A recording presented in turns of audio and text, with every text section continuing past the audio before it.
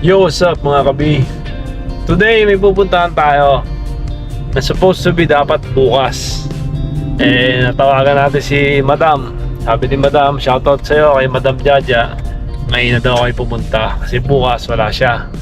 So, tara, samahan nyo kami mga kabi. Punta tayo sa farm ni Madam Jaja. Jaja Ornamental Fish Pond Farm yan. Dito yan, located sa may pila. Yan, ilalagay ko dyan. Yan siya. Tignan natin yung farm niya. Siguro maikling vlog lang kasi anong oras na rin almost 4. Time check. At dito na kami sa may Santa Rosa pa lang, papuntang Calamba. Alright.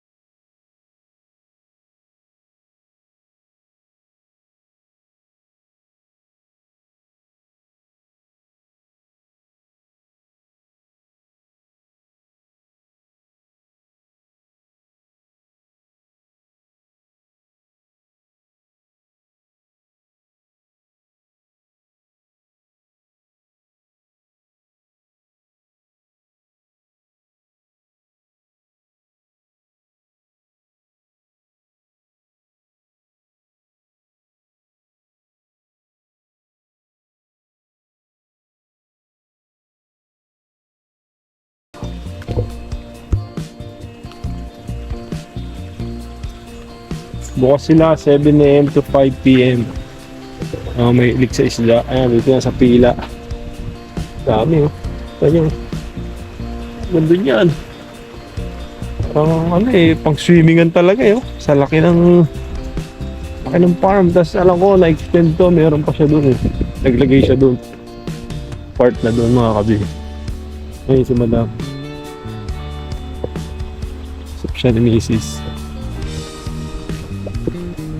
Very busy person to eh. Na-istorbo namin.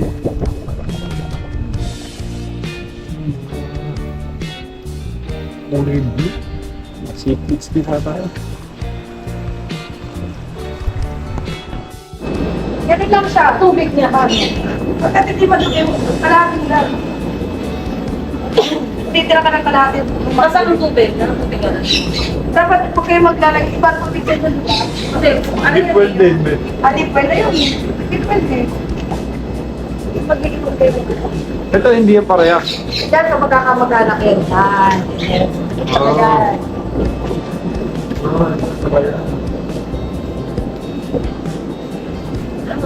Ano talaga? Ano ba ito? Tama sa... Ano ba? Lumaki na nga sa akin yun eh. Nalagahan ko rin yan eh. Puta ka na, pag dito naka-display, kung na, nakuupos na, yan na lang tatlo na bilog na benta. Yung po. Ito yung mga tetra. Eh, dito na ako tinawag. Sa dulo. Ganda. Ito. Sabi na sa kami. Sabay mo.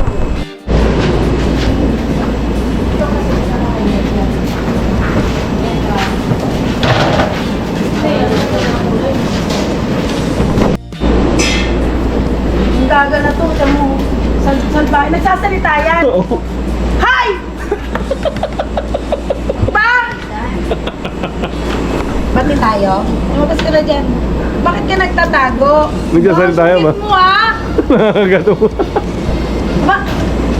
Nalaban mo, nalaban. Lalaban ka ah! Lupenay meron. Lupenay. Lupi ka. Dami oh. Wala.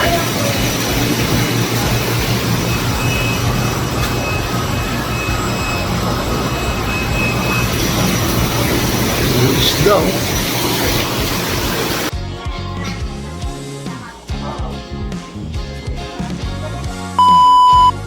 Yo, what's up mga kabi? So yun na nga kahapon, natapos na nakapunta na tayo dun sa farm ni Madam Jaja and hindi ko na natapos yung vlog ko. So for today, ngayon ko na tapusin yung vlog and shout out again kay Miss Jaja sa farm niya, sa mga tao doon. Tumulong sa akin para mabuo itong aming 75 gallon tank na mostly ay puro cichlids lang. Puro cichlids lang yan mga kabi. Walang ibang halo dyan. Then hindi pa namin nalalagyan ng kung ano pa mang mga dapat ilagay. Siguro okay na muna yan. And okay naman yung mga isda. Actually ilang breed yun nandito dito. Ilang klase ng isda to. Parang mahigit 10 klaseng isda. 10 o 12. 12 kinds of fish na iba't ibang lahi na cichlids. Then, pinaramihan na ito mga rotos, ito, mga blue, mga electric blue. Yan. Tapos ito, electric yellow. Maraming klase ng mga cichlids. Yan. Yan, para nilagay natin yung mga design ng mga ship. Yan. So yun lang mga kabi, pusin ko na yung vlog dito again. Salamat sa mga followers na nanonood ng mga vlogs natin, mga content natin, and please follow my YouTube channel and my Facebook page, Bihero TV. Salamat po sa panonood. Peace!